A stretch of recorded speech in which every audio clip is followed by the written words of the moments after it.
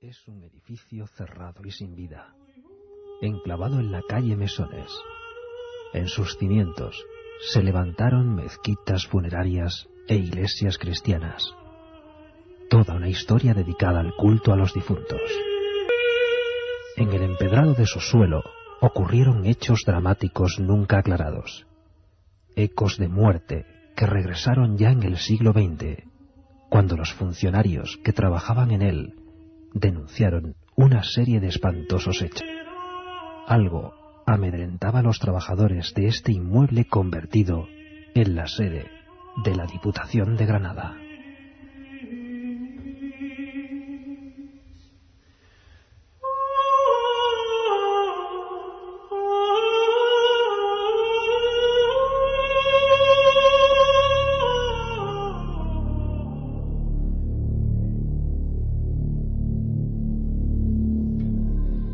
Buenas noches, 18 minutos, esto es Milenio 3, os habla Iker Jiménez, hoy con un programa realmente especial. Nos lo habéis pedido, nos lo han pedido desde todos puntos de España y del mundo, tengo que decirlo. Siempre digo que estamos en el estudio 1 de la cadena SER para toda España, y es cierto que reivindican desde Alemania, desde Inglaterra, desde Francia, que también nos escuchan, que también nos escuchéis, y nos alegramos de verdad. Nos habéis pedido, lo he dicho, un tema repetidamente. La Diputación de Granada, uno de los grandes clásicos, un verdadero expediente X español. Una historia que tiene todos los condimentos, absolutamente todos, para ser considerada una historia clásica de fantasmas, de aparecidos, de fenómenos extraños. Realmente pasaron muchas cosas en aquel lugar. Y hoy, con especialistas, con testigos, con investigadores que destaparon el asunto, vamos a hacer un gran programa sobre ese caso en concreto. Lo merece. Hoy, aquí en Milenio 3, el enigma de la Diputación de Granada. Una circunferencia de 1 metro. Me llegó a cegar los ojos y quedé casi inconsciente. Sobre el fenómeno ovni no existe término medio. O crees o no crees. En ambos casos el libro Encuentros de Iker Jiménez resulta apasionante. Encuentros, la obra más completa sobre ovnis en España, desvela más de 300 casos y casi 400 fotografías. Y además incluye un CD con 80 minutos de reveladores testimonios. Encuentros de Iker Jiménez, publicado por editorial EDAF.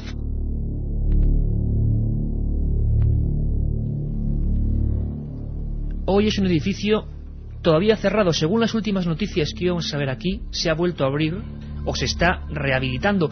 Pero desde el año 91 fue un lugar sin ventanas, podemos decir que denso en su fisionomía, un bloque de hormigón, donde ocurrieron cosas muy raras. La verdad es que la historia nos indica y nos dice que hubo cosas anteriores que los investigadores, que historiadores de Granada sacaron a la luz a raíz de los sucesos que se difundieron incluso en el telediario, en las principales revistas de actualidad nacional. En el año 86, más o menos, finales del año 86, diciembre en concreto, varios empleados de la Diputación de Granada, varios funcionarios, salen a los medios de comunicación porque se niegan a seguir trabajando con una extraña excusa, vamos a llamarlo así, excusa. Realmente estaban amedrentados por una fuerza, ellos decían algo que ocurría allí, que se manifestaba de las siguientes formas. Grandes archivadores, según los informes periciales, de más de 150 kilos, que se movían solos. Varias empleadas de la limpieza que fueron arrastradas por el suelo, empujadas por manos invisibles. Luces, voces, todo ello ante personas incluso de la propia Diputación de Granada, que por vez primera en la historia de este país dará luz verde, en la figura de su vicepresidente José Luis Medina, para que durante 3 noches se investigue. Y ocurrieron muchas cosas en esas 3 noches. Lo que ocurre, y pasa mucho con estos temas, lo que ocurre es que después de 15 años de investigación son muy pocas las personas que han querido hablar. Tengo que decirlo. En Milenio 3 nos acostumbramos a rescatar todos los datos, documentos, para que seáis vosotros, para que sean ustedes los que tengan toda la información. Y nos hemos encontrado con silencios significativos, con personas que estuvieron allí, con testigos que han querido sellar su voz. ¿Por miedo? No lo sabemos, pero vamos a contar con algunos de ellos, algunos muy importantes. Vamos a escuchar un documento que creo que es de los pocos de personas que vivieron fenómenos dentro de esa Diputación de Granada. Y luego, si les parece, vamos a empezar a escarbar en esa historia, en la historia de ese edificio concreto. Vamos a escuchar ahora a Pilar Perry, una de las personas que en esas 3 noches de 1986, en que la Diputación de Granada oficialmente da a una serie de médicos, investigadores, ingenieros, parapsicólogos luz verde para investigar, como decía, estaba allí presente y observó cosas tan increíbles como las que van a escuchar ahora. Fuimos todos para arriba, ¿no?, a ver qué veíamos allí. Y bueno, yo te puedo decir que vi luces en el techo, unas luces que como unas iban y venían, ¿no? Y yo al principio pensé que aquello podía ser, porque una siempre tiene que buscarle, primero tienes que buscar la explicación racional, que siempre la suele haber, o casi siempre, ¿no? Y entonces yo pensé que podían ser luces de coches, pero claro, después me di cuenta de que donde estábamos no había ventanas. Luego una pitillera que yo tenía, que había dejado en una mesa, precisamente yo estaba sentada delante de esa mesa, la pitillera estaba a mis espaldas, pues también de pronto salió por el aire sin que nadie la tocase. Además salió incluso haciendo una especie de giro, ¿no?, como un semicírculo, y le dio en la cara a uno de los que estábamos allí, precisamente le dio a Juan Burgos, ¿no?, la cara. Objetos incluso que parecían cobrar vida en aquellas noches de investigación y que agredían de alguna manera a los investigadores. Pasaron muchas cosas, como digo, esas 3 noches históricas de las que muy pocos quieren hablar, pero la historia de ese lugar, la historia concreta del edificio de Diputación de Granada, tiene mucho que desvelar. En diversas fuentes hemos acudido a ellas, como la Guía de Granada de Gómez Moreno, el magnífico libro de Rafael Casares y Juan Arcos, 13 historias de fantasmas. Historias, algunas de ellas plenamente ortodoxas, que no se meten en el misterio, y otras que abordan el caso. Pero, por ejemplo, Gómez Moreno, en el año 1892, nos hablaba de que en ese mismo lugar, donde ocurren los hechos, se tiene constancia, desde tiempos muy antiguos, que fueron 3 mezquitas funerarias las que, digamos, se instalaron allí. 3 mezquitas de culto a los difuntos. En algunas crónicas antiguas, de la época árabe de Granada, se habla del templo de Zanacuat, que en 1508 fue sustituido de alguna forma por una iglesia cristiana, la iglesia de la Magdalena. Pero lo más extraño empieza después, al parecer, y ahora hablaremos con especialistas de ello. Las viejas crónicas, ya de este siglo XIX prácticamente, hablan de un almacén de telas, almacén La Magdalena, donde hay varios suicidios, y esto lo dicen las principales guías de Granada. Varias personas ahorcadas por temor, según la prensa de la época, a que algo los matase, y se hablaba de algunas imágenes religiosas que se habían cambiado de lugar, cuadros que daban la vuelta, toda una fenomenología que hoy consideraríamos extraña, pero que ocurría en 1892. Hacia 1973, una empresa multinacional que prácticamente se evaporó de España, Woolworth, compra el edificio y lo transforma en un bloque de hormigón. Es a partir de ese momento donde empiezan a ocurrir macabros hallazgos incluso de huesos, esqueletos de niños en las obras de edificación. Empezaba la gran leyenda, no de ahora, sino de hace mucho tiempo, de ese edificio, de la sede administrativa de la Diputación de Granada. Ahora, con especialistas que investigaron el tema, vamos a intentar arrojar algo de luz sobre este asunto. La otra realidad. Milenio 3, en la cadena SER. El caso de la Diputación de Granada, el ente, la entidad, la energía, lo que fuese, la sucesión de fenómenos extraños que produjeron pánico en funcionarios, vigilantes, policías, en aquel año 86. Tenemos en conexión telefónica a un magnífico periodista del Ideal de Granada, que tiene el honor de ser la persona que con sus reportajes allí en Granada destapó un asunto que luego se convirtió en reclamo nacional. Como decíamos, salió en televisión, en las principales revistas nacionales. Ese periodista no es otro que Juan Enrique Gómez. Juan Enrique, buenas noches, bienvenido a Milenio 3. Hola, buenas noches. Estábamos hablando de la historia de la Diputación de Granada y tú fuiste de los primeros en incidir en esa historia, es decir, en que los hechos no eran solo del 86, sino que algo raro, algo extraño ocurría siglos atrás, ¿no? Sí, cosas que ocurrían siglos atrás y luego en el 86 y después en el 89 fue realmente cuando comenzaron a darse las noticias y cuando se destapó todo este asunto. Gracias también, por supuesto, a la investigación realizada por el equipo de parapsicólogos de Juan Burgos. Nosotros desde el periódico Ideal dimos la primera noticia que le dio un compañero mío, Juan Jesús Hernández, y acto seguido yo ya me encargué del asunto y estuvimos dando una serie de reportajes que la verdad es que en Granada crearon una sensación bastante extraña y estaba la gente como muy interesada porque quien más y quien menos había entrado en aquellos almacenes Woolworth y se había sentido un poco raro, ¿no? Tú, Juan Enrique, realmente digamos que ¿captaste de alguna forma el miedo social que había en algunas personas, tanto luego en la Diputación como en aquellos almacenes? Era evidente porque fueron al parecer una cascada de testimonios unos tras otros. Al principio no se atrevían, digámoslo así, a hablar, pero luego cuando tú empezaste a indagar surgieron las historias, surgieron los datos y se demostró que mucha gente había visto exactamente lo mismo, ¿no? Lo primero de todo era que las personas empleadas de Woolworth, una vez abierto el nuevo edificio que se había construido sobre las ruinas de aquella iglesia y después de las tiendas de la Magdalena, decían que en la zona del sótano de ese gran comercio la gente no compraba, es decir, la gente no bajaba a comprar aquella zona.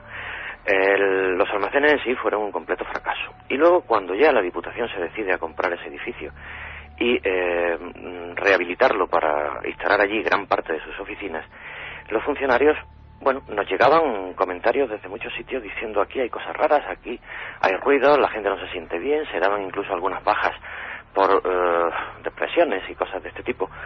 Y la verdad es que tampoco le hacíamos demasiado caso, ¿no? Hasta que ya la cosa, bueno, pues fue mucho más intensa, los comercios de toda la zona. Esto se encuentra en la calle Mesones, justo al lado de la plaza de Birrambla, una de las zonas más céntricas de toda la ciudad de Granada y con la mayor tradición, digamos, de la época árabe, incluso de muchísimo trasiego de gente. Y la gente de los alrededores no se encontraba así como muy tranquila, ¿no? Había algo que les indicaba que algo raro pasaba. Esto le llegó, por supuesto, a la gente del equipo de la Asociación de Parapsicología Omega, que era la que dirigía Juan Burgue, en la que se encontraban también, pues había médicos, había psicólogos, había un equipo de gente bastante especializado. Ellos ya fueron los que se interesaron en intentar conseguir datos y hacer una investigación seria sobre el asunto, ¿no? Ellos consiguieron, como tú has dicho antes, el primer permiso que daba una institución para que se pusieran a hacer investigaciones por la noche, incluso la posibilidad de realizar algunas grabaciones, ¿no? 3 noches, Juan Enrique, de las que vamos a hablar entre el 21 y el 23 de diciembre. Tenemos en el estudio 1 de la cadena SER, nos acompaña aquí, como siempre, en la penumbra de Milenio 3, se transforma la cadena SER cuando llega este programa. Tenemos a Juan Jesús Vallejo, autor de un magnífico libro, Operación Al-Ándalus, que luego vamos a recomendar y sortear, donde se tocan otros muchos casos, incluso este de Granada, porque Granada tiene mucho que contar. Juan Jesús, buenas noches, bienvenido a Milenio 3. Hola, buenas noches, un placer estar contigo, Iker. Pues también igualmente. Un saludo a Juan Enrique Gámez. Hola, ¿qué tal? Hablábamos, y vamos a hablar con vosotros dos, porque estoy seguro que poquísimas veces, si no ninguna, a nivel radiofónico se ha tratado el tema con las personas que investigaron profundamente el asunto. Juan Jesús, tú me comentabas a micrófono cerrado una cosa, escuchando a Juan Enrique Gómez, periodista del Ideal de Granada, que es que en ese mismo lugar, en esa misma zona, había cosas también luctuosas bastante curiosas, ¿no? Sí, es como si lo fúnebre o si lo macabro persiguiera realmente a este trozo de la ciudad de Granada, porque muy cerca del edificio de Diputación estaba en lo que era la entrada a la plaza de Birrambla, estaba el Arco de las Orejas, justo allí, que era el lugar donde después, cuando se cogían los ladrones, se les cortaban las orejas y se colgaban en aquel arco para que los que entrasen a la ciudad de Granada a nadie se lo pudiese robar en el mercado. Entonces parece que lo macabro persigue aquella zona. Y a referencia a lo que decía Juan Enrique Gómez de los edificios o de los comercios que rodean la Diputación, pues justo detrás lo que hay es una eléctrica que todavía sigue abierta. Y una de las cosas que me resultó muy curioso investigando este caso fue que un muy buen amigo mío, electricista de allí de Granada, me comentaba que cuando era pequeño, mucho antes de que surgiera el caso de Diputación, ¿no? Cuando era pequeño y estaba allí jugando en la eléctrica, el padre les decía: jugar por aquí, pero no os acerquéis a la pared, como si hubiera ahí algo raro. Y dice que aquello siempre les escamó bastante, ¿no? Entonces es muy curioso. Fíjate qué curioso, Juan Jesús, porque vamos a hablar ahora mismo de una pared. En el año 1891, al parecer, hay un terrible accidente precisamente de un coche de caballos fúnebre que atropella, según dicen las crónicas, a varios niños. Hay muerte de varios niños. Esto se sabe después en las investigaciones, cuando surge el fenómeno misterioso y la gente se pone a investigar sobre la historia. Pero hablaba Juan Jesús de una pared. ¿Es cierto, Juan Enrique Gómez, que a ti Isidoro Caballero, maestro de obras de las instalaciones que se hicieron allí, en tanto cambio de edificio, te confesó que a unos 7 metros de profundidad empezaron a surgir huesos de niños? Sí, fue cuando se intentó construir el edificio de Woolworth, es decir, la primera cimentación que se hacía. Se llegó a dar con los muros originales de la mezquita sobre la que se sustentó la iglesia, que en aquel momento no se llamaba de la Magdalena, se llamaba del Corpus Christi. Magdalena vino después. Y en uno de esos muros, al abrirlo, que además parece ser que tenía un tipo de ladrillo diferente al resto, aparecieron un montón de restos, de huesos. Luego se vio que se trataba de huesos de niños. Esos huesos eran de cadáveres que estaban emparedados. Esto no quiere decir que fueran emparedados en vida, simplemente que parece ser que se enterraron allí. Y fue después de ese posible, o al menos así lo dicen las crónicas, un accidente de un coche de caballos que decían que iba conducido por un político de bastante prestigio de aquella época, y que se asustó al ver un entierro que se estaba realizando en la iglesia con una pompa fúnebre así como muy muy exagerada, ¿no? Este político sufrió alguna herida en aquel accidente. El coche de caballo arrolló a las personas y por lo visto mató a varios niños, y este político fue el que luego, un poco más tarde, incidió muchísimo entre las autoridades de la ciudad para que se cerrase la iglesia y se cambiase de sitio. Lo que es cierto, y de ahí se lanza un poco toda la historia de posibles almas y espíritus que se quedan ahí un poco sin llegar al sitio donde deben, ¿no? Fíjate, Juan Enrique, es curioso porque, releyendo las investigaciones que vosotros mismos habéis realizado allí, se habla de Francisco Ochando, un vigilante de juguetería que fue uno de los primeros en denunciar los hechos de que algunos grandes juguetes, incluso de grandes dimensiones, cambiaban de sitio. Era lo mismo que Eso luego... estaba justo detrás, es decir, a la espalda del edificio, donde Juan Jesús comenta que se encontraba esa tienda de electricidad.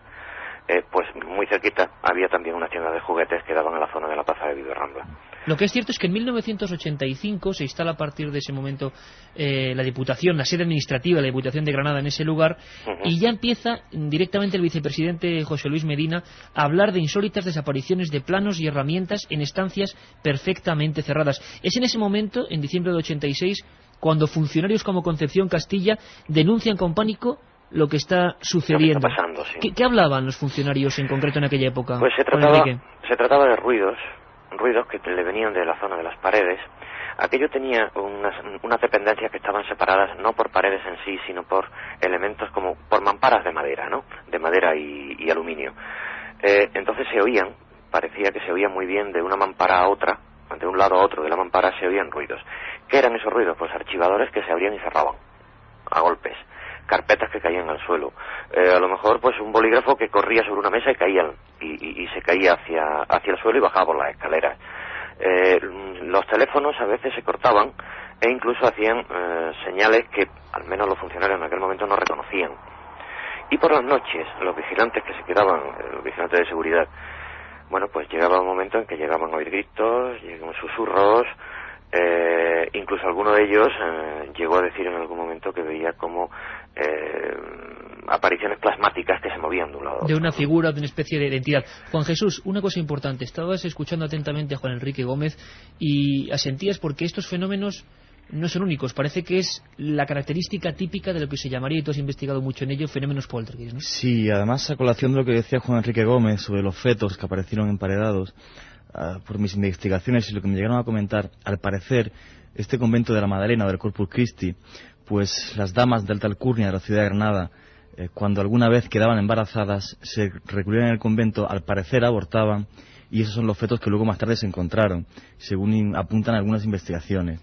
Respecto a los fenómenos poltergeist, la verdad que bueno, la ciudad de Granada es muy muy especial en esto, no solamente está el caso de la Diputación, sino que tenemos el caso de la Cruz Roja. Luego comentaremos en el tiempo algunos de ellos, más. Pero lo que es cierto es que toda la digamos descripción de esos funcionarios, nunca olvidemos que eran funcionarios de la Diputación y que salen a la luz pública por investigaciones como las de Juan de Enrique y otros periodistas, diciendo que no pueden seguir en aquel momento. Incluso hay alguna imagen en televisión impresionante porque algunos de los grandes archivadores, máquinas de escribir que decían que sonaban solas en pleno día, se llegan a, digamos, a impregnar de estampas de santos, de todo tipo de rezos, por el miedo, el pánico, quizá la superstición de algunas de esas personas que nunca se habían visto con algo parecido. Sí, hubo una situación prácticamente de terror, ¿no? Y no solamente eso, sino que luego, a la postre, a la larga, en la ciudad de Granada hay casi una especie de leyenda negra en torno a este edificio. Máxime porque los últimos años, la última década, ha estado tapiado. Yo recuerdo que estuve en este edificio como hace ya, pues justo antes de que lo tapiaran, en unas conferencias ahí oyendo y tal. Entonces se ha creado toda una leyenda negra sobre este edificio y por la gente que yo hablé con ellos, que estuvieron allí investigando, pues me sorprendió mucho, por ejemplo, que en la zona del sótano me comentaban que desaparecían objetos, pero de una forma literal, o sea, que dejaban objetos en habitaciones cerradas y desaparecían como por arte de magia. Esto, más como tú dices, los ruidos de las máquinas de escribir, que también son muy comentados. Y otra de las cosas curiosas es que los guardias jurados se quejaban de que por las noches, al hacer la ronda por allí, y eso fue quizás también lo que disparó ya el pánico y por lo que interviene el grupo Omega, es porque dejaban todas las puertas cerradas entre ronda y ronda, y había veces que al hacer la ronda luego las puertas estaban todas abiertas, y eso fue lo que realmente provocó el pánico en los guardias jurados, porque el ruido, hombre, obviamente lo llevaban muy mal, pero aquello fue ya lo que provocó realmente un gran pánico. Incluso hay un detalle impresionante, que es la historia del jefe de mantenimiento del edificio, Manuel Moya, que habla de que en un momento dado ve una especie de luz flotante, de semisfera, luego hablaremos de esas luces con testimonios de los que lo vieron, y que se estabiliza frente a él, y que en un momento dado él siente, estaba solo en aquel momento, en plena noche, en el edificio de la Diputación de Granada, siente como una presión de alguien que él identifica como alguien físico, como si le pusiera las rodillas en el pecho y casi lo asfixia. Juan Enrique, estos hechos empezaron a ocurrir, ¿no?, en un momento dado. Sí, y no solamente en aquel momento, incluso después de las investigaciones periodísticas y durante muchos años, hasta casi ahora, han seguido ocurriendo. Los guardias jurados que han estado manteniendo el edificio durante todos estos años, hasta que recientemente ha sido comprado por el Ministerio de Hacienda, han seguido llamando al 091 por las noches para que acudieran patrullas de la policía, porque seguían oyendo ruidos, viendo cosas y, bueno, pues eso, lo que hablábamos antes, puertas que se han cerrado y luego estaban abiertas. Intervenciones directas del 091. Del 091, muchas noches, incluso en los archivos del 091 se encuentran los telefonemas que iban recibiendo, pues a razón de a lo mejor pues 4, 5, 6 llamadas al mes, todos los meses, durante todos estos años, porque los vigilantes no se sentían seguros. Los agentes de la Policía Nacional llegaban, hablaban con los vigilantes jurados, y ninguno de ellos, ni unos ni otros, se atrevían a volver a entrar en el edificio, ¿no? Impresionante lo que estás contando, Juan Enrique. Lo que es cierto es que durante 3 noches muy concretas, como decíamos antes, un grupo de investigadores multidisciplinar, vamos a llamarlo así, logra pasar 3 noches. Ahora vamos a ahondar, con esta nueva introducción de Carlos Barroso, la voz de este programa, vamos a ahondar en lo que pasó esas 3 noches, que desde luego no va a dejar a ningún oyente indiferente. Nunca se pudo traducir aquel mensaje. En uno de los magnetofones previamente precintado, apareció la psicofonía más extraña de todas las obtenidas en nuestro país a lo largo de la historia.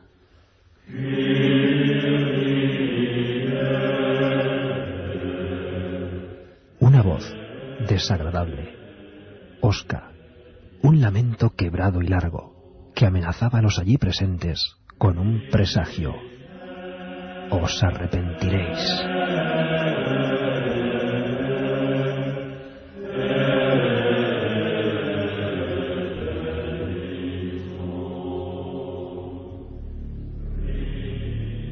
Os arrepentiréis, decía una voz grabada en un aparato Revox precintado por el investigador Mariano Carmona Almendros, ya fallecido, que obtuvo en una habitación completamente vacía, al parecer en el sótano, donde también había más restos humanos, en el sótano del edificio de la Diputación. Una voz, como decíamos, quejumbrosa, extraña, que vamos a escuchar, y que ruego a la audiencia de Milenio 3 que ponga mucha atención. Sería, digámoslo así, una psicofonía, pero hay que decir que es la psicofonía sin duda de las más largas, más raras y que más polémica han suscitado. En aquella noche, en aquel lugar, los investigadores, sin absolutamente nadie más, una cámara, digamos, Revox, un grabador de bobina abierta funcionando, y algo que en pleno silencio se cuela dejando un mensaje que todavía hoy, 15 años después, nadie ha logrado traducir. Según parece, dice una compañía, la primera frase, algo como tengo una lengua, desde luego nadie ha podido traducirla entera, y sobre todo un final, os arrepentiréis. Es una voz absolutamente, como he dicho, propia de una persona muy anciana quizás, y que dará mucho que hablar. Vamos a escucharla y luego con nuestros invitados vamos a intentar, hasta donde podamos como periodistas, analizarla. Esa es la voz.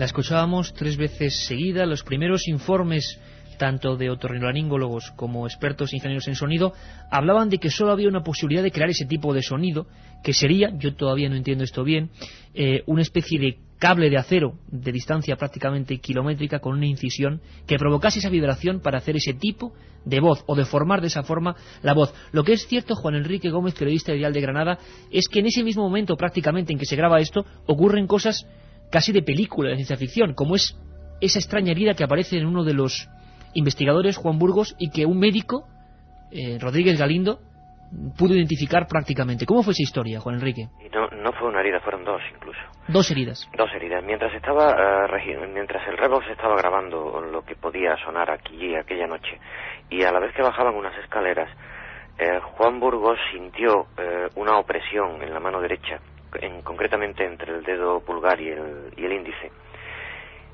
y un dolor. Retiró la mano y entonces vio como unas marcas de lo que podrían ser la dentadura o bien de un niño o bien de un perro pequeño. El médico, que era Juan Rodríguez Galindo, confirmó que esas marcas se trataban de una dentadura que tendría que ser del tamaño de un niño. Pero a los pocos minutos, cuando todavía casi no había dejado de sentir la molestia en una de las manos, le volvió a ocurrir en la otra mano. Y además sentía como una opresión que le empujaba hacia la pared al lado de las escaleras. Era el mismo momento en el que se estaba produciendo la grabación. Al mismo tiempo, Juan Enrique, hay un testimonio de una especie de arco voltaico que surge de ese hueco donde había, al parecer, según se dio en ese informe de la Asociación Omega, restos humanos de un hombre y de un niño. De ahí surge una especie de arco voltaico, e incluso, haciendo un poco un rápido repaso por lo que fue esa noche, la más dura quizás, la del 23 de diciembre del año 86, dentro de ese inmueble, se habla de la visión directa a 12 metros del grupo principal de investigadores que se quedan aterrorizados de una figura que parecía un sacerdote, de una figura con una especie de traje talar que se para ante ellos durante unos segundos. ¿Se ha especulado con quién puede ser esta figura? Sí, se le ha llegado incluso a poner nombre. Juan Burgos llegó a ver la imagen de una persona, llegó a ver un rostro. Él decía en aquel momento una frase textual. Decía que el fantasma de la Diputación puede ser un hombre de unos 45 años, con la cara cuadrada, pelo gris y una expresión de tristeza muy profunda, pero que además esa imagen casi no tenía relieve, era como muy plana. De la descripción que hizo Juan, un dibujante que teníamos en el periódico, concretamente Andrés Soria, fue elaborando un retrato robot en base a las indicaciones que le iba dando este investigador. Nariz afilada y un tanto aguileña, unos ojos pequeños pero muy profundos, las cejas estaban separadas, el mentón era pequeño y lo que eran las mandíbulas muy anchas. Bien, de esto se realizó un retrato robot al estilo de los que hacen la policía, ¿no? Este retrato se publicó en el periódico Ideal y además salió concretamente en la revista Tribuna, y también Juan Burgos lo mostró en algunas cadenas de televisión.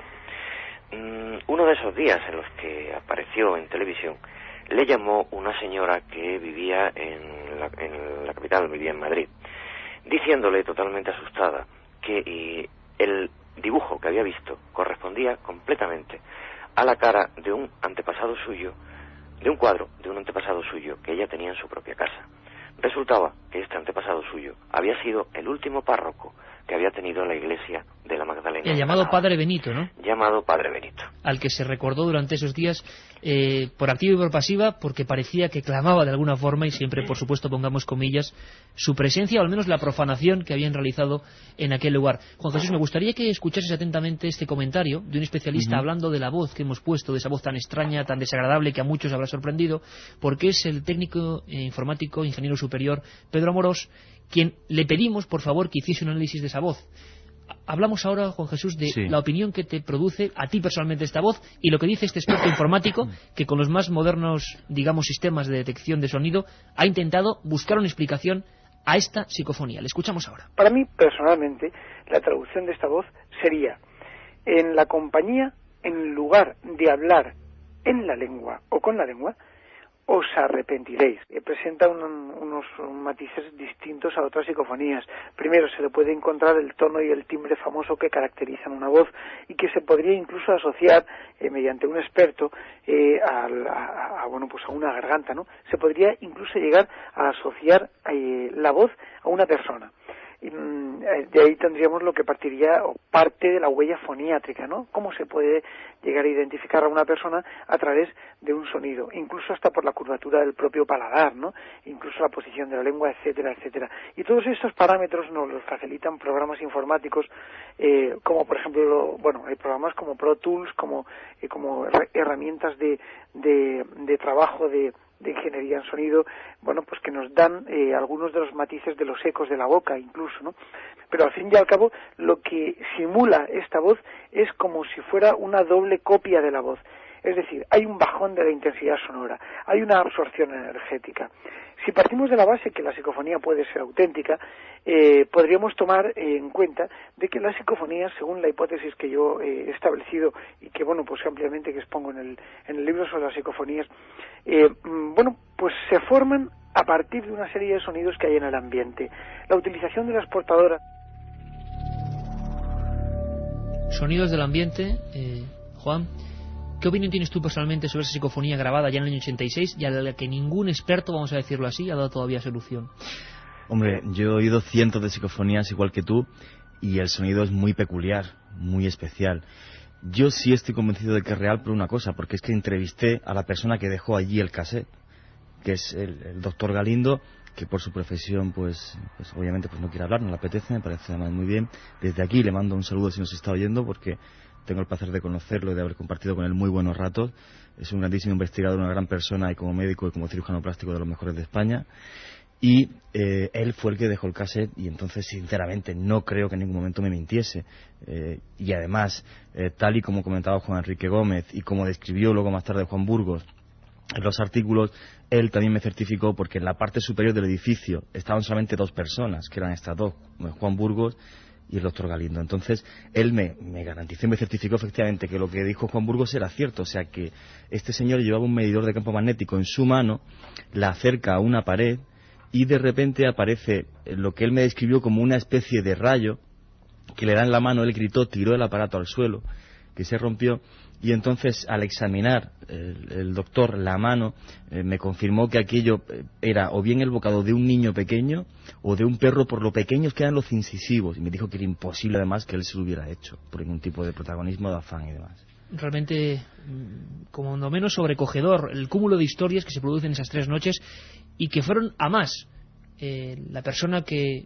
Una de las personas que estaba allí aquellas noches, hablábamos antes de Pilar Perry, habló también de otro tipo de voces, no esas voces que no se han hecho públicas y que se manifestaron incluso directamente, no a través de la grabación, sino voces que todos pudieron escuchar.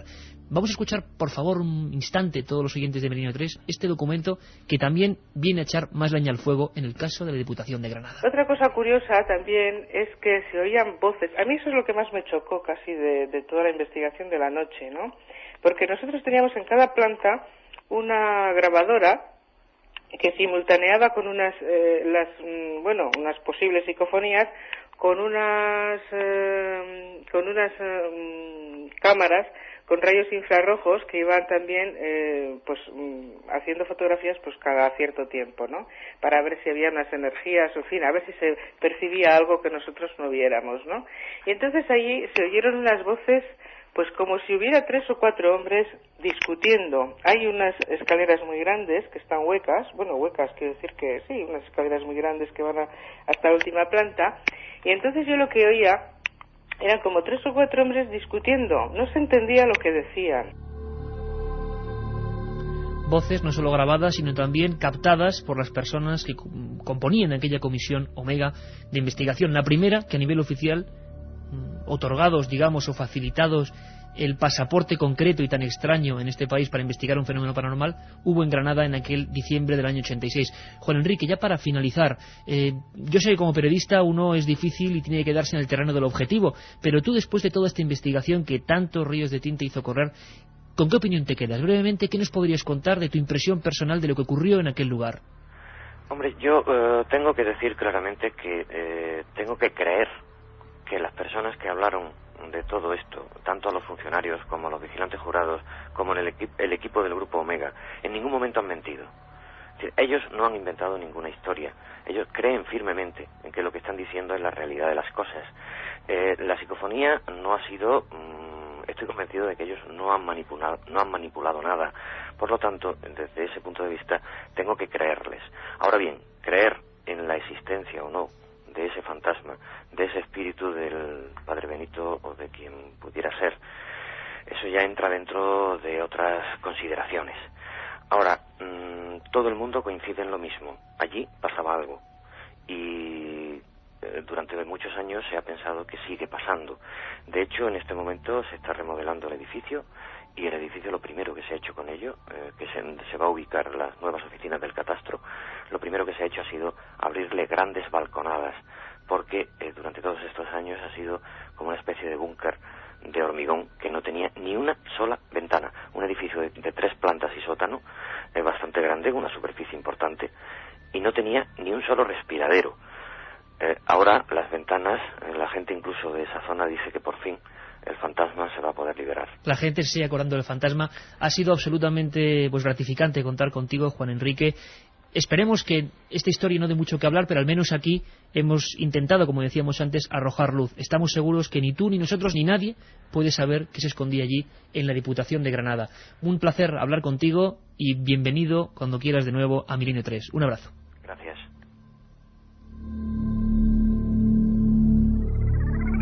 Decíamos antes que Granada es un lugar donde desde luego la palma en lo paranormal, por así llamarlo, así decirlo, se lo lleva el caso de la Diputación. Pero estaríamos muy equivocados si pensamos que solo ha ocurrido este suceso. Ha habido muchos más, quizá no de tanta repercusión social, pero desde luego los ha habido. Escuchemos ahora esta introducción. El caso de la Diputación de Granada jamás fue resuelto. Los ecos de la expectación se apagaron, pero el miedo y el recelo nunca abandonaron el viejo lugar.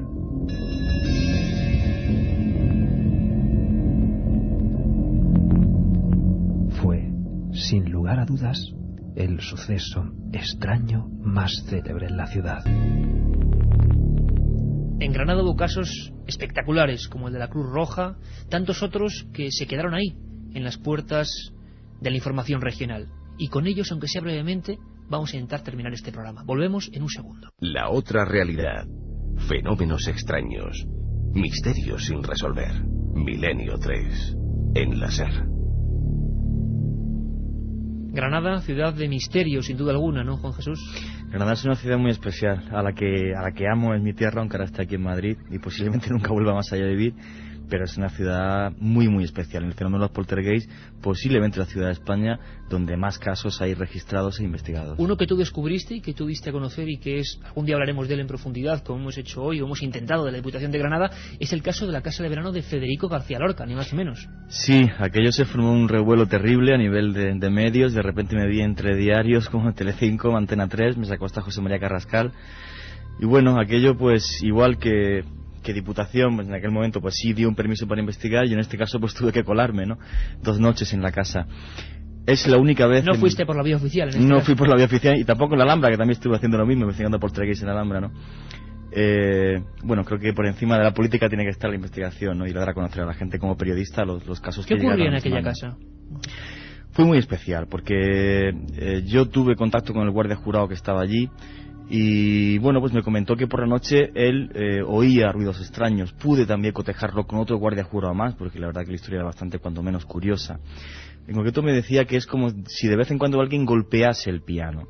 Si alguien aporrease alguna vez el piano, se oían el crujir de las vigas, ruidos de pasos, cambio brusco de temperatura, una serie de fenómenos bastante extraños. Entonces obviamente había que investigar allí, estar allí, pues para poder cotejarlos e investigarlos a fondo, ¿no? Yo pasé 2 noches en la casa museo de Federico García Lorca y he investigado muchos años fenómenos poltergeist, he dormido en muchas casas donde hay fenómenos poltergeist y jamás vi algo extraño, salvo una de las noches que pasé en esta casa. ¿Qué viste? En concreto, junto con un guardia jurado y miembros de la investigación de Sociedades Biofísicas Vittelhaus, lo que vi exactamente fue una mecedora moverse sola cuando bajábamos con el guardia jurado del piso superior. Este señor, al ver la mecedora que se estaba moviendo, se puso pues prácticamente histérico. Recuerdo que me cogió del brazo, bajó junto a la mecedora, la paró, Entonces yo empecé a preguntar, a intentar racionalizar lo que había pasado, ¿no? A preguntarle pues si había algún tipo de corriente de aire que hubiera podido pues mover aquella mecedora o algo. Entonces me comentó que no, que todas las ventanas del edificio tienen unas pequeñas pastillas que en cuanto se abre alguna ventana salta la alarma, porque allí por ejemplo ya está manuscrito de Dalí, ¿no? Aquello se movió, yo lo vi y no sé cómo ocurrió. También otra cosa muy curiosa es que delante de las personas que estábamos y de aquella noche, una brújula se volvió loca, concretamente en mi mano, justo muy cerca del piano y del cuarto de recreo que tenía Federico García Lorca. Nos ocurrió 3 o 4 veces y también en el salón comedor, justo al lado de una de las mesas que hay allí. Entonces fue una noche realmente sorprendente. La segunda noche que estuvimos allí no pasó absolutamente nada extraño, pero la primera noche pues quizás también cambió mi vida como investigador, porque de oír cientos de testimonios pasé a ver una realidad que me sorprendía, efectivamente. Juan Jesús, un placer. Ese libro, recuérdenlo, Operación Al-Ándalus, 20.000 kilómetros en busca del misterio por tierras andaluzas, y desde luego estás invitado a volver aquí para hablar de esa ciudad llena de historia y llena de personajes, quién sabe si reales, quién sabe si imaginados, como el Padre Benito, o lo que queda de él, o la energía que queda de él, que parece ser que desde algún punto del tiempo y el espacio sigue clamando atención. La Diputación de Granada, el caso de la Cruz Roja, el caso de Federico García Lorca, su casa de verano, muchas historias que un día seguiremos aquí analizando. Un abrazo muy fuerte, Juan Jesús, y gracias por haber venido. Un placer estar contigo, Iker.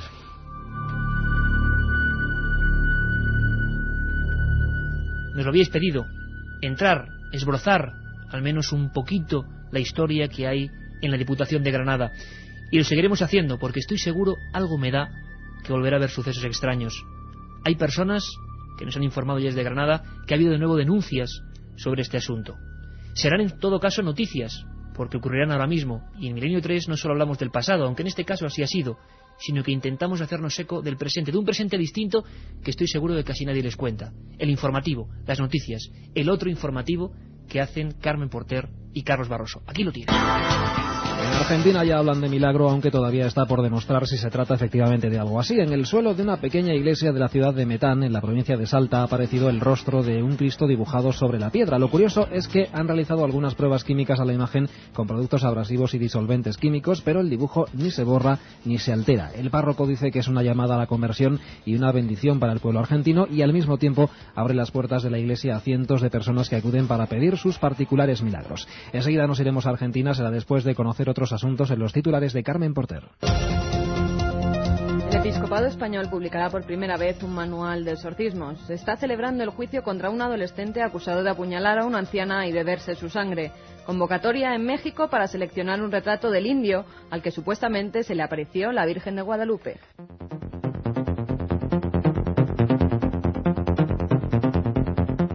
¿Será realmente un milagro la aparición de la cara de Cristo en la ciudad argentina de Metán, o un simple gancho de fe al que se agarra la población en estos momentos de crisis? De momento no se sabe más que ha aparecido un dibujo del rostro tradicional de Cristo sobre el suelo de una parroquia que está llamando a cientos de fieles y que por mucho que lo intentan ningún producto le afecta. Lo cuenta la corresponsal en Argentina, Isabel Cuevas. La aparición de una imagen del rostro de Cristo en una iglesia de una ciudad argentina ha generado una gran conmoción entre los fieles y los vecinos de localidades cercanas que se acercan para pedir trabajo y salud, entre otras muchas cosas.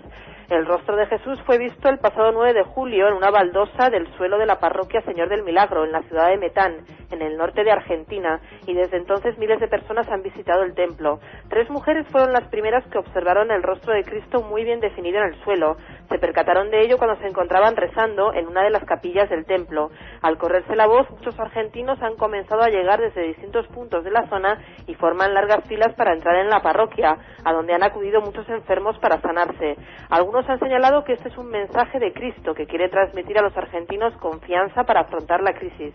Las personas que han visitado el Templo Mayor de Metán sostienen que el rostro de Jesús es casi perfecto y que pese a los intentos por borrarlo permanece dibujado en trazos grisáceos sobre la baldosa, que es de tamaño mediano y de un material granítico. La Iglesia española está preparando un libro en el que explica cómo realizar exorcismos. El motivo es el rápido aumento de sectas satánicas en España, sobre todo en la zona de Levante. El manual se encargará de detallar los distintos tipos de posesión demoníaca, así como las formas de combatirlas, Carmen. El texto incluye las recomendaciones de actuación de la Santa Sede para luchar contra el demonio, así como los distintos tipos de rituales. El ritual de los exorcismos será el primero que se edite en nuestro país y distingue entre la obsesión y la posesión diabólica. La normativa vaticana recomienda la existencia de un exorcista por diócesis y, según el Código de Derecho Canónico, los elegidos deben ser sacerdotes piadosos, doctos, prudentes y con integridad en la vida. En Gales, en el Reino Unido, ha comenzado el juicio contra un joven de 17 años que el año pasado acabó con la vida de una anciana de 90 mediante un rito macabro. Le sacó el corazón y se bebió su sangre. Nos cuenta los detalles la corresponsal de la SER en Londres, Begoña Arce. El crimen ocurrió el pasado mes de noviembre. Una anciana de 90 años fue asesinada a puñaladas en su domicilio, un tranquilo pueblecito del norte de Gales. El asesino había extraído el corazón a la víctima. El órgano fue hallado envuelto en papel de periódico dentro de una cacerola. A los pies del cadáver estaban los atizadores de la chimenea colocados en forma de cruz. Había también signos evidentes de que alguien había estado bebiendo la sangre de la víctima.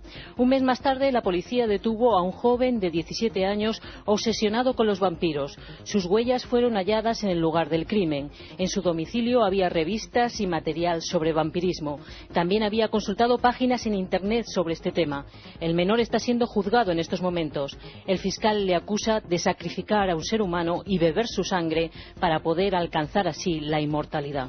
El Consejo Nacional de Investigación estadounidense ha pedido a la NASA que prepare una futura expedición a Plutón, el planeta más alejado del Sol. Los científicos norteamericanos consideran que ahí podría encontrarse la respuesta al origen de la vida en la Tierra. El Consejo Nacional de Investigación pidió la exploración de Plutón y el cinturón de Kuiper, en donde está ubicado el planeta, porque en esa región podrían estar las primeras pistas de cómo se generó la vida en la Tierra. La NASA podría realizar misiones entre el 2003 y el 2013 para descubrir cómo se desarrolló la vida en la Tierra y si existe vida extraterrestre. Para ello tendrán que enviar una serie de aeronaves espaciales robóticas. La ciudad leonesa de Sahagún vive estos días un particular encuentro de juglares. La ciudad cambia para revivir la época medieval en la que estos peculiares trovadores hacían las delicias de reyes y señores feudales. Radio León, Yolanda Martínez. El primer juglar que se conoce es de la población leonesa de Sahagún, donde también se fundó la primera escuela de estos personajes de lírica y teatro. Los juglares recorrerán los rincones de la localidad con antorchas y faroles, acompañados por los personajes de la época, el trovador, el clérigo, la prostituta o el hereje, que irán invitando a los vecinos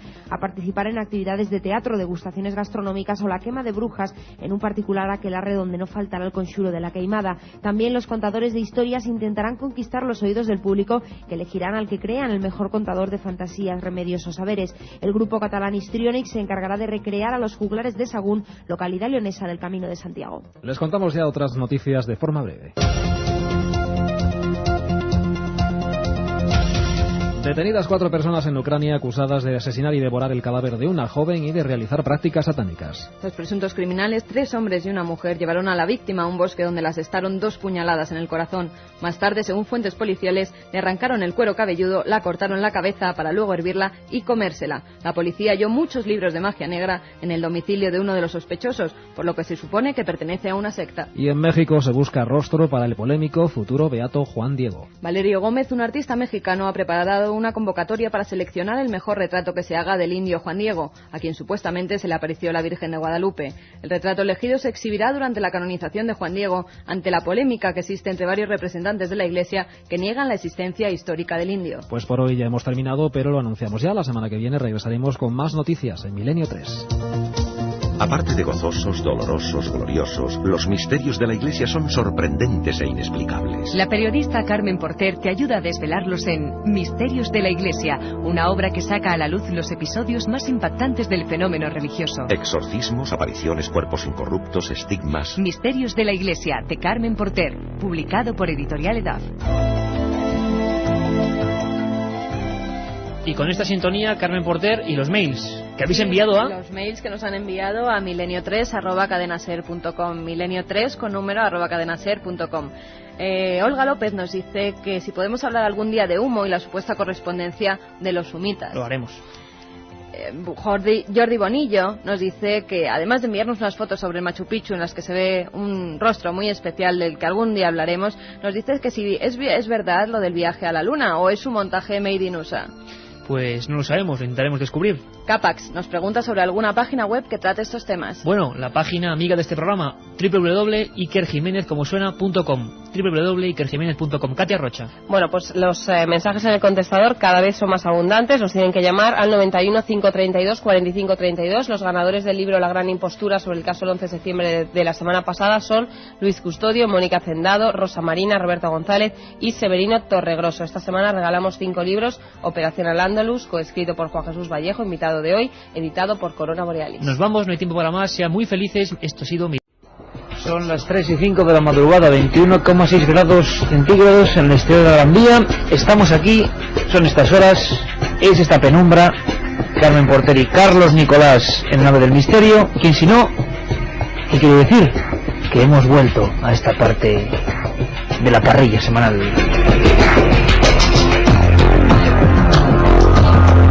Y lo hacemos con más ganas que nunca, con más entusiasmo que nunca, porque significa que hoy, casi como le pasaba a Fernando Alonso, aunque espero que con distinta suerte, es como si esa bandera cuadriculada negra y blanca que da la salida, pues también se ondea para nosotros. Hoy comienza una nueva temporada. Los viernes ya os dimos los saludos. Los domingos, como sabemos que además hay otra audiencia, que a veces no se corresponde con la del viernes, pues aprovechamos, Carmen, pues para mandar un abrazo grandísimo a todos nuestros amigos, ¿no? Que a estas horas están ya aquí, espero que con lengua mejor que la mía, que ya es como la de Epi Blas en estos momentos, pero es que menudo arsenal que viene de noticias, de historias, y también un factor que nunca se olvida en Milenio 3, de ciertas cosas que dan más o menos escalofríos.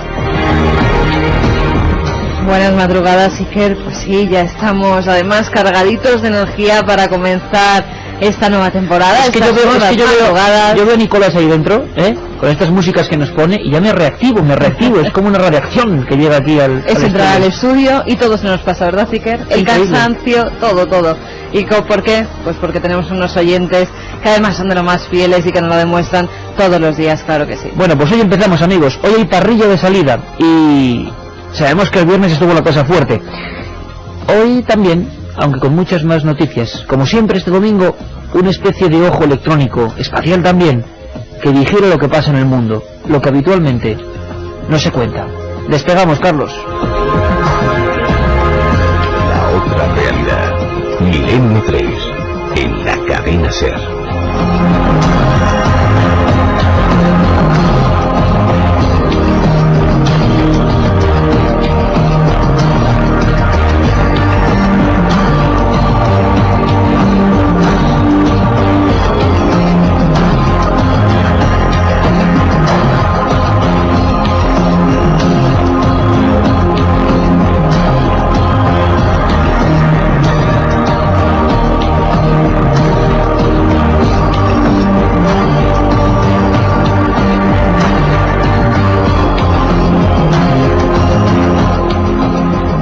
...7640, como siempre, vía de contacto. Estas madrugadas va a ser siempre un indicativo de que hay, bueno, mientras podamos, un obsequio.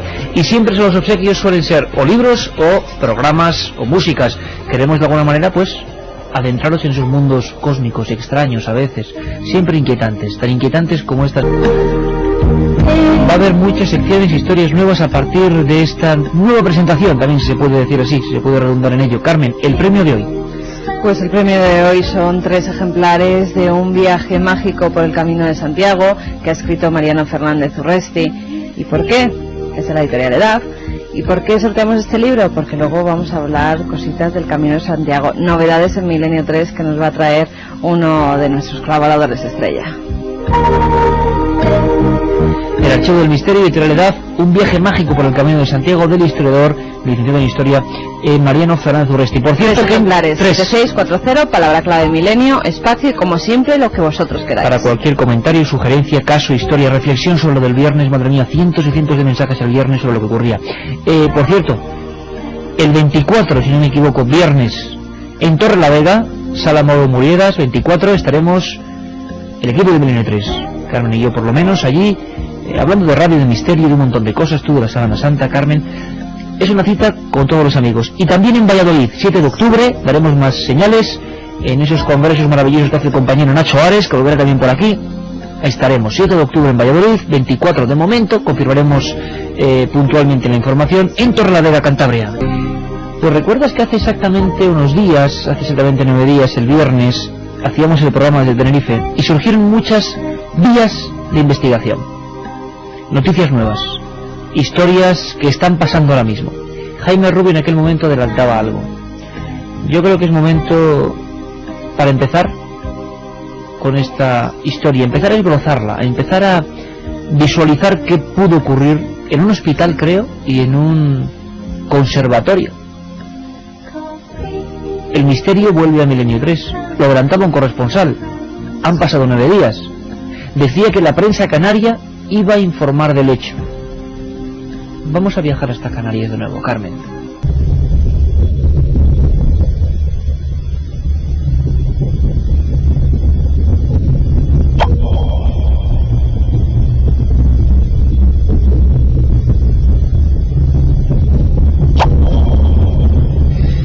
Esta música que creó nuestro compañero Carlos Nicolás, hoy de nuevo al frente, ya lo hemos dicho, de la nave del misterio, es una introducción perfecta para este tema que viene a continuación.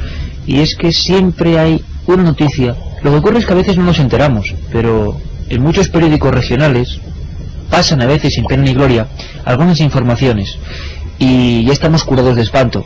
¿Cuántas grandes historias se esconden eso, en un recuadro de sucesos?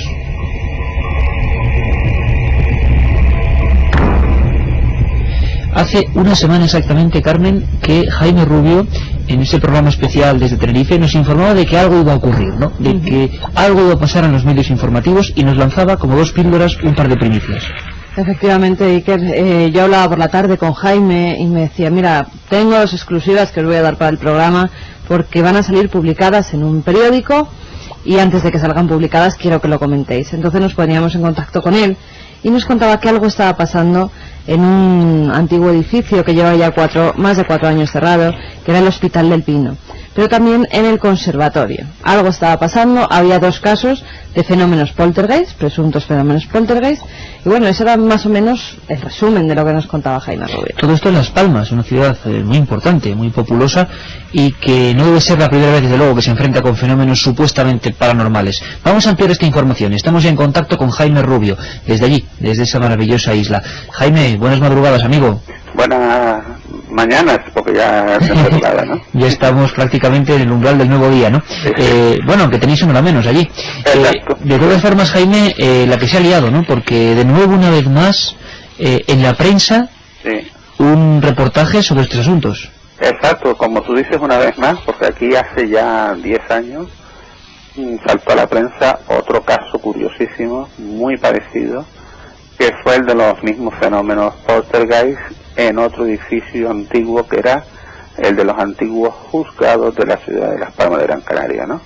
El periódico que lo ha sacado a la luz es La Provincia de Las Palmas, ¿no, Jaime? Esto que estamos hablando hoy, que es lo de los casos de la Clínica del Pino y del Conservatorio, ha sido, sí, el periódico que lo sacó fue La Provincia de Las Palmas. Un tirón de orejas también para la provincia, porque dice que lo escucha en un programa radiofónico. El programa radiofónico es Milenio 3, que se cita las fuentes. Siempre los periodistas, compañero en este caso, hay que poner los datos. Bien está esa marca. El Pino es de los otros, haciendo un juego de palabras. Con la película famosa, ¿no? Exacto, decía, el Pino es de los otros. Vamos a ver, Jaime, sinceramente, datos sobre la mesa. ¿Tú crees que es para tanto, que no? ¿Era una historia que tú seguías hace tiempo? Sí, yo tenía noticias de esa historia, ¿no?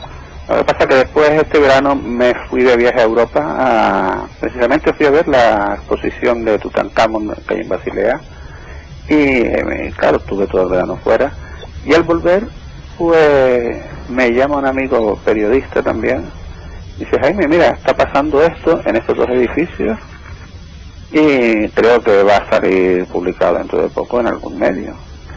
Digo, pues muy bien, yo precisamente lo estaba siguiendo hacía tiempo. Y efectivamente, después que yo lancé la primicia en Milenio 3, se ve que otro medio de comunicación, en este caso el periódico de la provincia, escuchó el programa y me llamó y me pidió información y ellos después investigaron por su cuenta, ¿no? Bueno, Jaime, para nuestros oyentes, ¿qué es lo que deberíamos destacar? Estamos ante un caso en el que ocurren diversos fenómenos, por lo menos la prensa en titulares habla de ruidos raros, gemidos, objetos que desaparecen, ascensores que se gobiernan solos, dice sí. Todo esto con testigos, con datos concretos, leyenda urbana o investigación profunda que bueno, que está ahí hace mucho tiempo. Sí, la investigación lleva, yo creo que aproximadamente un año por ahí, ¿no?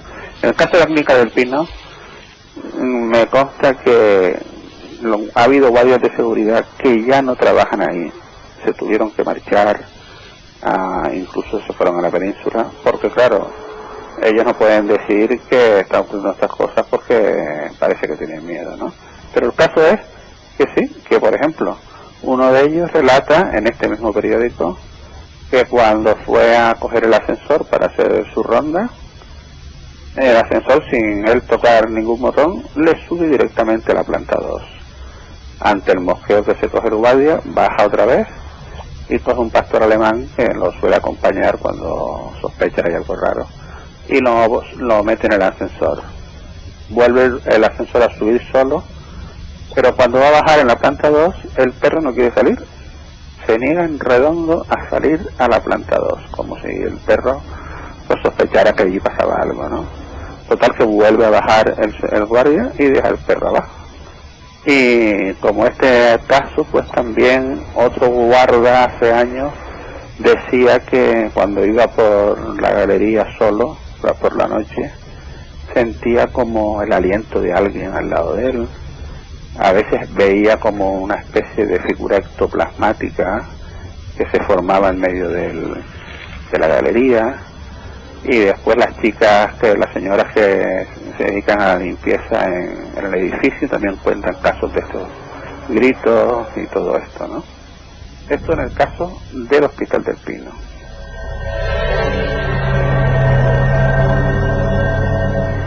Es curioso porque, Jaime, muchos amigos inmediatamente, además a través de mensajes, claro, lógicamente el tema de los hospitales siempre ha estado muy presente, con una conexión muy directa. Hay muchos hospitales en diversos puntos de las islas y de la península donde se cuentan historias semejantes. Lo de los niños es una constante. Aquí también ocurre, ¿no, Jaime? Sí, también lo de los niños y también yo creo que la explicación que nos dan aquí es que como, claro, los hospitales, hay que tener en cuenta que este hospital ya ha cerrado 4 años, ¿no? Además hay un debate público sobre qué uso se le va a dar. O sea que por dentro aparte será bastante, imagino, tenebroso, ¿no? Una cosa un poco abandonada, ¿o no? Exacto, un edificio enorme, porque es enorme. Y abandonado. Y que tú hagas la guardia solo por ese gran edificio también tiene que imponer un poco, ¿no? Uf, y tanto, me lo estoy imaginando ahora, me recordaba casi, Jaime, escuchándote, películas de tipo de, no sé, de hospicios antiguos o El Espinazo del Diablo, alguna cosa de eso. Claro, un edificio así tiene que impactar mucho. Oye, ¿habéis intentado o se va a poder hacer o tenéis un poco dado el paso los investigadores? Pues imagino que alguna experiencia fotográfica o psicofónica podría ser muy interesante, ¿no? Pues sí, el problema es que si tú le preguntas a los securitas actuales te dicen que no pasa nada y entonces no te dejan pasar, ¿no? De todas formas, vamos a intentarlo de alguna manera. Y si no en el hospital, a ver si en el Conservatorio de Música, que ese edificio sí es tan activo, y porque todos los días entran y salen estudiantes y profesores por la mañana y por la tarde, pero claro, a las 10 de la noche se cierra, ¿no? Jaime, y en ese edificio dicen que se han llegado a escuchar cómo los instrumentos tocan solos. Sí, pues, además una cosa curiosa porque se cuenta que una noche, por ejemplo, cuando entraban los guardias de seguridad a hacer su turno, en una de esas veces un guardia estaba hablando con el director del conservatorio para ultimar detalles, y en eso los dos escuchan el piano sonando de una de las aulas. Entonces el director le dice: oiga, aquí arriba hay gente, vaya a ver quién está ahí. Se sube el securita y cuando abre la puerta del aula donde salía la música, pues no ve a nadie, ve el piano, pero no ve a nadie, ¿no? Entonces baja y le dice al director: pero arriba no hay nadie, ¿cómo ha sonado el piano? Y se quedaron los dos un poco ahí. Y entonces esto es la realidad. Milenio 3 en la SER.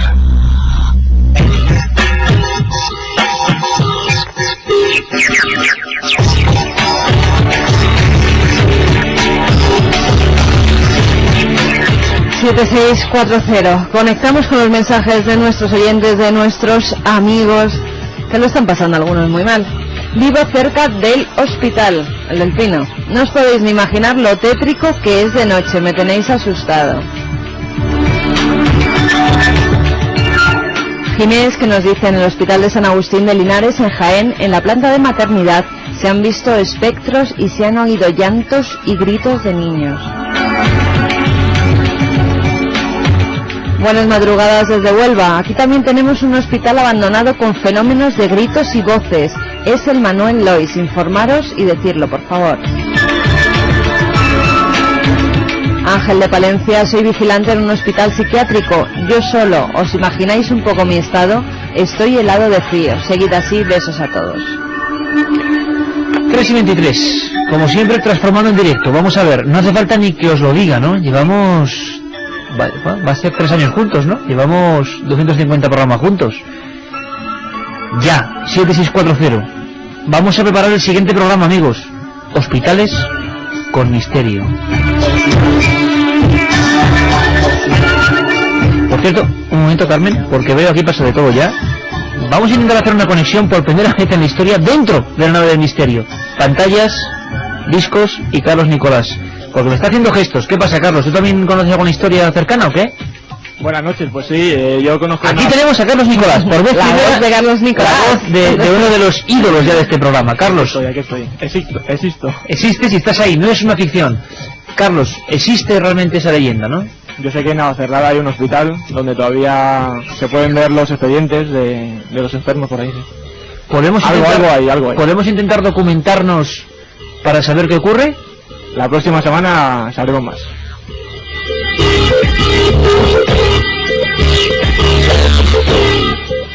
Hola a todos, yo hice mis prácticas de enfermería ahí y es cierto, ya entonces se oían ruidos y susurros durante la noche.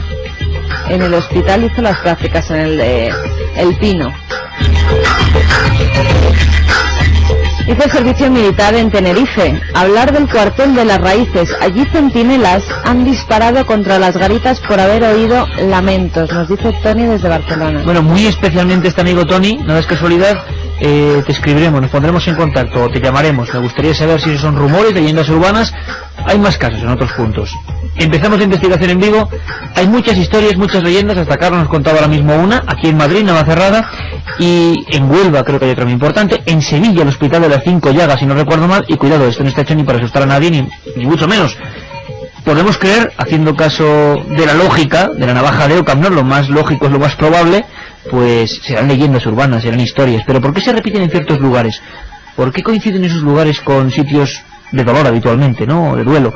Bueno, pues queremos adentrarnos en eso. Y que seáis vosotros quienes empecéis esa investigación, como hicimos con el tema de las carreteras, que por cierto, sin decir muchos nombres, pero quizá no quieren, ha sido por otra vía, milenio3@cadenaser.com, alguien muy asustado con la historia que contábamos de los alfaques.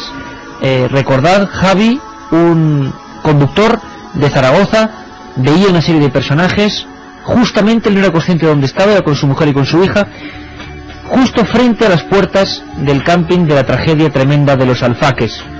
Un grupo de gente vestidos como turistas, estrechando la carretera, en mitad de la madrugada, uno de ellos sin rostro, totalmente negruzco, algunos con pantalones cortos, con un cubo en la mano, con una gorra. Es la descripción de este amigo, que luego cuando se enteró de la tragedia, imaginaos, de más de 300 muertos al final, heridos hubo muchísimos en ese camping por una explosión de gas tóxico. Bueno, pues ahora recibimos un mensaje en vivo, Carmen, de una persona que sufrió una visión idéntica casi, ¿no? Nos escribía un mail José que nos dice: estimado Iker y a todo tu equipo, a raíz del programa del pasado día 10 en el que se relataron apariciones en la carretera, especialmente la descrita en el camping de los alfaques, me vino a recuerdo un caso muy similar que nos ocurrió a un compañero de trabajo y a mí. Era una noche del mes de noviembre o diciembre del año 1991 y nos dirigíamos desde Andorra a Barcelona y debido a un despiste no pudimos coger el túnel del Calí, creo que se llama así, y nos desviamos hacia un pueblo llamado Solsona. Había mucha niebla y hacía mucho frío. En uno de los tramos de la carretera tuvimos que reducir la velocidad hasta unos 50 kilómetros por hora debido a la falta de visibilidad por los bancos de niebla y las carreteras que entonces en aquella zona pues no eran muy buenas. Lo que vieron, lo recuerdo como si fuese hoy mismo, nos dice, se trataba de una figura humana situada a 1 metro del borde de la carretera por la parte derecha. Tuvimos que esquivarle y lo vimos perfectamente. Iba vestido como si tuviera puesto un traje de vestir, pero sin corbata ni chaqueta, solo con una camisa blanca que destacó muchísimo al enfocarle con las luces. Cosa rara con el frío que hacía. Además llevaba un maletín en la mano, y aquí viene lo bueno, tenía el rostro totalmente negro.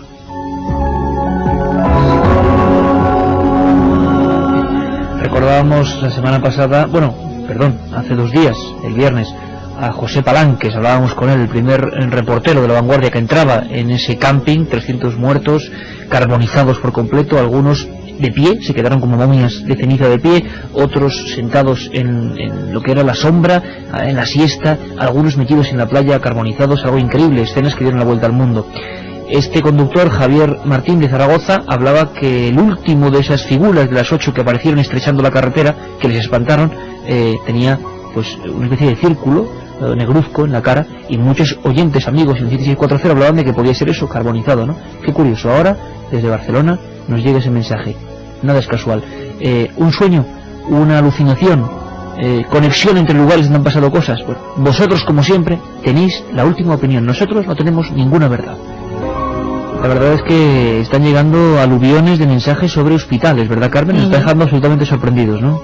Sí, además, fíjate que sacábamos el viernes el caso de Javier, pero es que queremos seguir sacando casos de oyentes, que nos sigan contando sus historias, sus investigaciones. Algunas de ellas, Iker, ya las estamos siguiendo.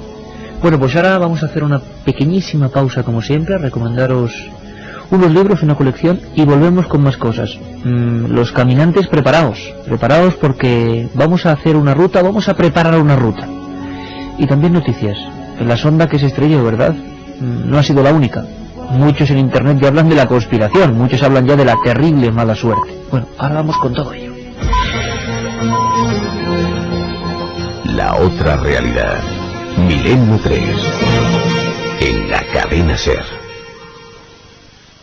Si quieres viajar a lo desconocido, no dejes de leer El Archivo del Misterio, de Iker Jiménez.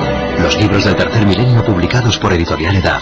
Ya a la venta El Enigma Nazi de José Lesta, El Código B de David Zurdo, Top Secret de Santiago Camacho, Magos y Reyes de Marrey Bueno y El Camino de Santiago de Mariano Fernández Urresti. Si te gusta el misterio, esta es tu colección.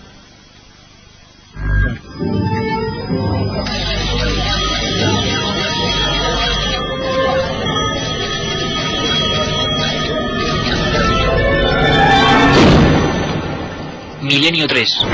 Una ventana abierta hacia otros mundos. Milenio 3. Milenio 3. Cadena SER. Pase lo que pase. La actualidad de Teletipos nos trae coincidencias, como siempre, curiosas, interpretaciones diversas de la actualidad. En esta ocasión, vámonos de lo tenebroso de un hospital abandonado, vuestra investigación en vivo, ya sabéis, 3 libros del Camino de Santiago, su versión más extraña, de Mariano Fernández Urresti, de edad. Y bueno, ascendemos de esos edificios viejos al cosmos.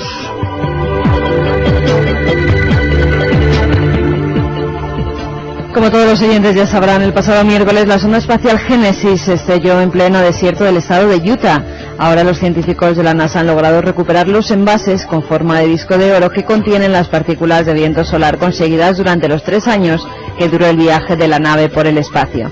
Los átomos recuperados pueden ayudar a la comunidad científica a explicar cómo se creó el sistema solar hace 4.500 años, según afirma la NASA. Pero esta, Iker, no ha sido la única sonda que ha sufrido este tipo de accidentes. Las Phobos, tanto la primera como la segunda, desaparecieron en 1988, cuando sus controladores soviéticos las dirigían hacia la luna marciana, que les daba nombre. Una de ellas envió una foto en la que se observaba una forma no identificada, que algunos investigadores interpretaron como un ovni. La Mars Observer, esta sonda de la NASA lanzada en 1992, llegó a Marte en agosto del 93. Nada más insertarse en la órbita del planeta, perdió todo contacto con la Tierra. Todavía hoy se ignoran las causas de esa pérdida. La Mars Climate Orbiter. Bueno, mi inglés es muy así, pero bueno, lo intento pronunciar. Una serie de errores en su programación hicieron que esta sonda se volatilizase durante la maniobra de inserción en órbita en septiembre de 1999. Según los expertos, la nave se desintegró al chocar con la atmósfera de Marte. La Mars Polar Lander, en 1999 también, la Agencia Espacial Estadounidense perdía este módulo de aterrizaje al fallar sus cohetes de frenado durante el descenso. Al parecer los motores se detuvieron antes de tiempo y la sonda se estrelló contra el suelo a gran velocidad. Y por último, Beagle 2, este pequeño laboratorio embarcado a bordo de la Mars Express, desapareció sin dejar rastro el 19 de diciembre de 2003. El módulo, que no tenía capacidad de maniobra, debía descender con unos paracaídas que nunca se abrieron. Vaya lista y vaya ristra, ¿no?, que dirían algunos. Madre mía, no nos extraña que muchos hablen de la maldición de Marte. Por cierto, Carmen, sería importante comentar una última noticia muy interesante en el mundo de la ciencia, que nos puede hacer conocer muchas más cosas de ese planeta siempre enigmático, ¿no? Porque uno, cuando dice Saturno, ve el eterno mundo que todos los niños dibujábamos con la raya alrededor, ese gigantescos en plural y mágicos anillos, y también yo por lo menos veo ese dibujo tremendo de Goya, ¿no? Saturno devorando a sus propios hijos. Lo que ocurre es que tenemos novedades importantísimas. Pues sí, que la Agencia Aeronáutica del Espacio ha asegurado que la sonda espacial Cassini, que el material ha encontrado en el anillo, está vinculado a Atlas, una de las 33 lunas de Saturno, cuya existencia ha sido confirmada hasta ahora por las imágenes transmitidas por esa sonda.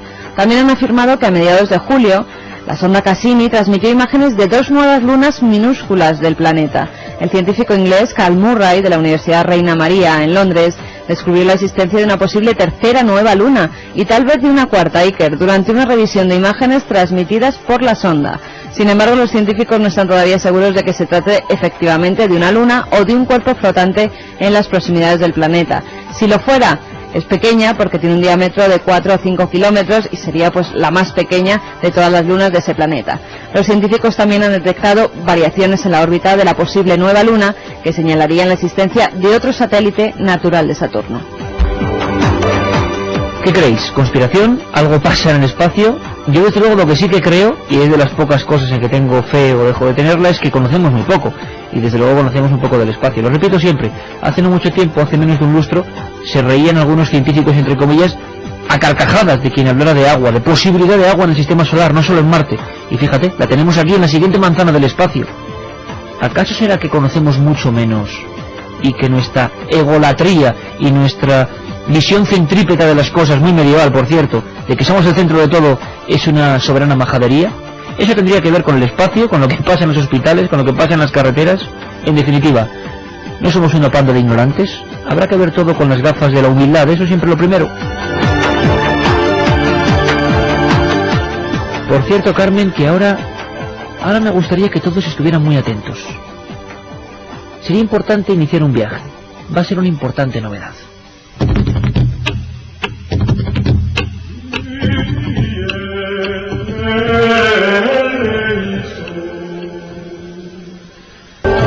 Don Francisco Contreras, buenas madrugadas, amigo. Buenas noches, Iker, Carmen, don Carlos. Buenas noches a todos los oyentes de Milenio 3. Vaya flores que me estáis echando en la primera intervención de la temporada. Sí, hombre, hay que presentar a nuestra gente fiel, hay que presentarla siempre como se merece. Yo creo que las ampollas, los calambres, esas vías rompepiernas valdrán la pena con tal de hacer realidad una temporada más el espíritu de Milenio 3, ¿no? Este año era año Sacobeo, donde está la noticia está la SER, y donde está el misterio está Milenio 3. Y la idea, Francisco, ¿cuál es exactamente? Para que nuestros oyentes puedan comprenderlo. Es decir, tú te vas a calzar esas botas de peregrino, vas a coger el bastón de peregrino, y... La vieira, importante. Sí, pero seguramente vas a contarnos cosas del camino que no son muy conocidas, ¿verdad? Hombre, el fin del camino es que todos los oyentes, todos los caballeros del tercer milenio sean peregrinos, ¿no? Voy a intentar fotografiar etapa a etapa, y son 33.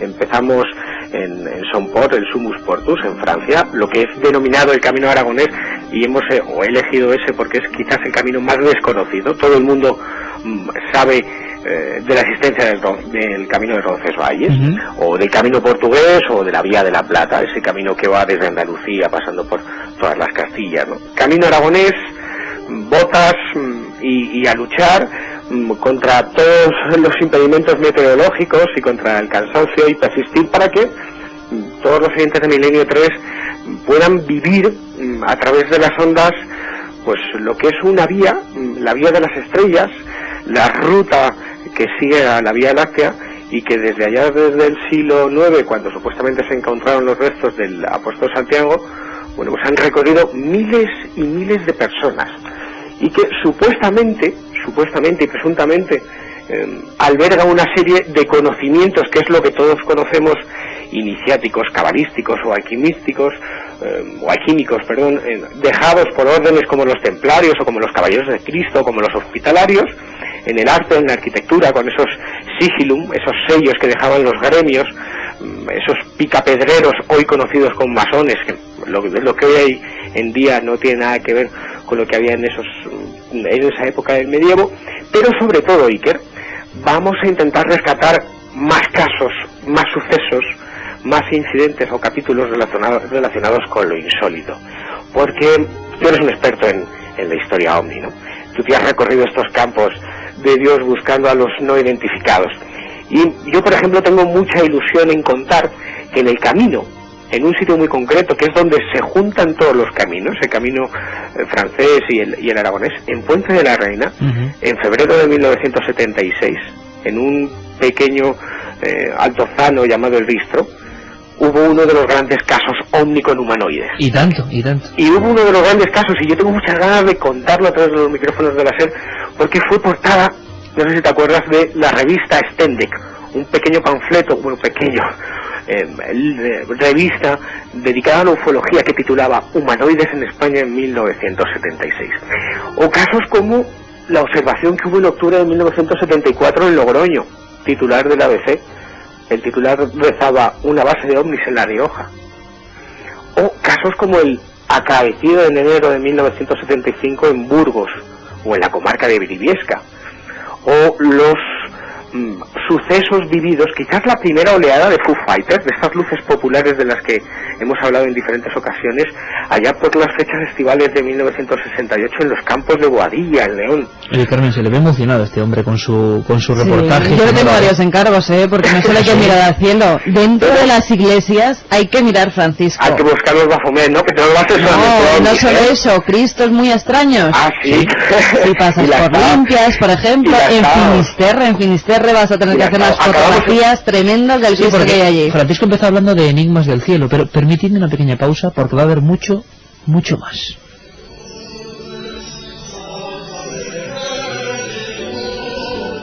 Cristos extraños, lugares como Eunate, la iglesia de las 100 puertas de los templarios, Eunate, 100 puertas. Hay historias no muy bien conocidas pero increíbles, como el extraño Pantocrátor de Carrión de los Condes, y así pueblo a pueblo, historia a historia. Cánticos como estos que estamos escuchando, cada historia, cada parte, cada región, con su propio folclore, con su propia manera de ver las cosas, y en cada uno de ellos ha quedado impregnado una especie de esencia, que es la que hace que ahora mismo, pues Francisco vaya a ver estas cosas y a contárnoslas, pero así lo hicieron reporteros hace un siglo, y como decía él, desde el siglo IX.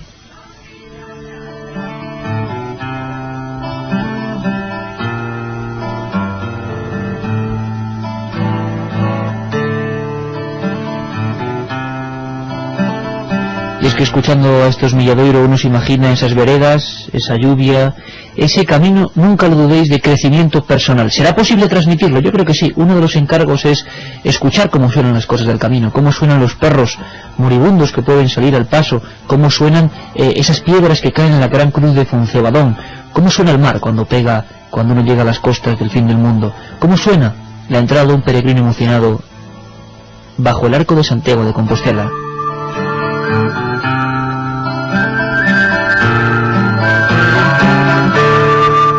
Es emocionante. ¿Seremos capaces de transmitir todo eso, Francisco? Hombre, yo creo que sí, y sobre todo de que lo vivan, ¿no? El fin de esta sorpresa para esta nueva temporada es que los oyentes descubran un camino de Santiago diferente, viviéndolo, ¿no?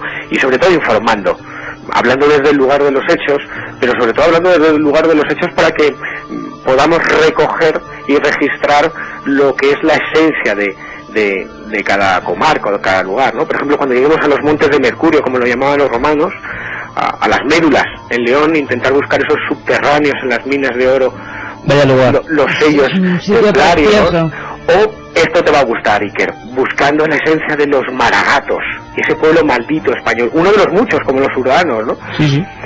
O buscando ese Gaudí iniciático en Astorga, es verdad, una conexión rarísima, ¿no? O, por ejemplo, las extrañas leyendas que hay en un lugar muy cerquita de Estella que se llama el Valle de los Desvelados, donde hay unas esculturas fúnebres con forma de calavera humana, ¿no? Cada rincón un misterio, ¿verdad, Francisco? Una forma diferente de ver la vida. Cada rincón algo insólito, una forma de vivir lo insólito distinta, y sobre todo una esencia que vamos a intentar que quede registrada en los micrófonos de la SER, y que cada peregrino en su casa, en su cama, algunas veces pase miedo, pero otras veces descubra la esencia del Camino de Santiago, ¿no? Esa vía que desde casi hace 900 años, bueno, pues decían los más eruditos que era como el juego de la oca. Lo importante no es ganar, lo importante es persistir y llegar. Un juego como la vida misma.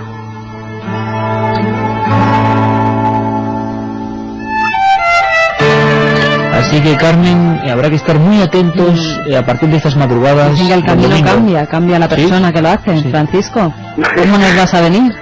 Bueno, yo creo que algo cansado, pero contento, ¿no? El camino, efectivamente, dicen que es un viaje al interior de uno mismo, ¿no? Yo no lo sé si vendré muy cambiado, ¿no? Lo que sí que te puedo contar es que según vuelva del Camino de Santiago, y ya os cuento varias cositas, tendremos que visitar otra casa encantada. Bueno, como siempre, un caso en la faltriquera. Pues nada, queríamos saludar a nuestro amigo y reportero y compañero, desearle que esta sea también una temporada feliz, llena de acontecimientos, y haciendo radio, que es lo que nos gusta y lo que queremos hacer para todos, y con todos. Ni más ni menos, el Camino de Santiago. ¿Os imagináis que a lo largo de estas semanas, cuando vosotros estéis sintonizándonos, o otros programas de la cadena SER, habrá un reportero errante, solitario, caminando con ojos muy abiertos? Yo creo que es una experiencia nueva. ¿Cómo sonará el Camino de Santiago? ¿Cómo vendrá nuestro compañero? ¿Cuándo podremos conectar con él? ¿Qué documentos nos traerá? Mucha suerte, amigo. Nada, estaremos ahí dando el callo, y a ver si tenemos suerte y nos encontramos con la Santa Compañía cuando lleguemos a Galicia. Un abrazo. Lleva una cámara de fotos bien preparada, Francisco. Llevo dos, Carmen, llevo dos. Es un besazo muy grande, y sabes que tienes todo el apoyo de Milenio 3 y de todos los oyentes que desde el 7640 te están mandando su más sincero apoyo, Francisco. Yo, si me permitís una licencia, sí quería agradecer no solamente los mensajes que ya están llegando, sino a todos los amigos de los chats que el programa tiene en el IRC hispano, que durante estas semanas, desde que sabían que yo iba a empezar esta ruta radiofónica, me han dado ese apoyo, ¿no? Esos dos canales que hay en el IRC, Iker Jiménez y Milenio 3. Y quién sabe, a lo mejor vas conociendo por esas etapas muchos de nuestros oyentes. Es más, que además habría que ir avisando cuando conectemos que Francisco está por ahí. Hacemos ya de paso un club de fans, Francisco. Bueno, club de fans no, club de amigos. Que claro que sí, claro que sí. Por supuesto, un abrazo muy fuerte, amigo. Un abrazo para esta iniciativa, que en definitiva es eso, un paso más en torno a cómo vemos la historia y el periodismo, y simplemente intentar contarlo con todo el sentimiento. Creo que se nota, ¿verdad? Un abrazo, amigo, y mucha suerte. Hasta luego. Un viaje en busca del misterio. Milenio 3, en la SER. Mensajes que, como lo decía Francisco, siguen llegándonos al 7640, y no solo de apoyo, también nos llegan algunas leyendas, fíjate. ¿Ah, sí? Hay una leyenda que un lobo blanco protege a los peregrinos puros de corazón a través del camino. Es el espíritu de un peregrino asesinado en la Edad Media. Qué bonita historia, el lobo blanco que los protege. Pues el lobo blanco que irá con nuestro compañero Franco Contreras. Claro. Más mensajes de hospitales. Hay un antiguo hospital en el Moncayo del que salen gritos. Está abandonado y crece un árbol enorme en el techo. Las raíces no se ven por ninguna parte. En San Juan, Alicante, hay un psiquiátrico abandonado donde se oyen pasos y ruidos raros, nos dice Francisco. Hola, somos unos chicos de Alcázar que estamos planeando una entrada en el hospital de aquí, que está cerrado hace unos 7 años, así que ya os contaremos. De nuevo la gente de 7640 volcada para hacer este programa propio e interactivo. Sus investigaciones son importantísimas para que todos podamos conocerlas. Pero vamos a hacer una pausa, Carmen. vámonos a una sección que en los últimos tiempos, por el verano, el ajetreo, la falta de actividad en editoriales, estaba un poquito, bueno, pues dormida, aletargada. Eso siempre va a ser fundamental en este programa y en estas horas, más o menos. Nuestra biblioteca, Carlos, vamos a abrir las puertas. La biblioteca de Milenio 3.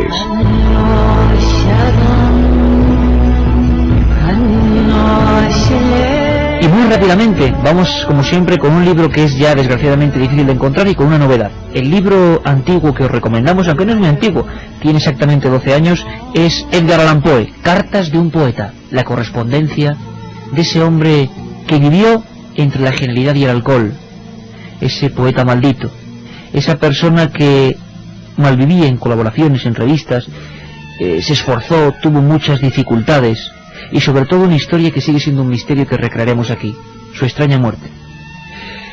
En Boston, en octubre de 1849, delirante, casi como un personaje de sus propios terrores.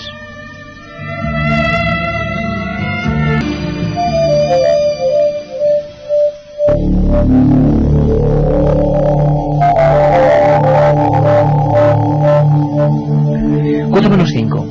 Carmen, antes de seguir con... Bueno, están reventando el 7640. Bueno, cuando surge una idea que impacta en la audiencia y que quiere colaborar, se ve enseguida, como el día de los encuentros en la carretera y tantas otras veces que vosotros habéis hecho y habéis sido protagonistas de este programa. Pero tenía una noticia, entre todos estos papeles de teletipos que acaban de llegar, hay una que me parece muy curiosa, porque es un tema que hemos siempre sondeado. Descubren, Carmen, la parte del cerebro humano donde al parecer se producen esos misterios cotidianos con los que nos enfrentamos todos los días. Los sueños. Un equipo de científicos suizos del Hospital Universitario de Zúrich cree haber localizado la parte del cerebro en la que nacen los sueños de las personas. Los investigadores hicieron el descubrimiento cuando trataban a una mujer que había dejado de soñar después de un derrame que le había afectado un área profunda de la parte posterior del cerebro.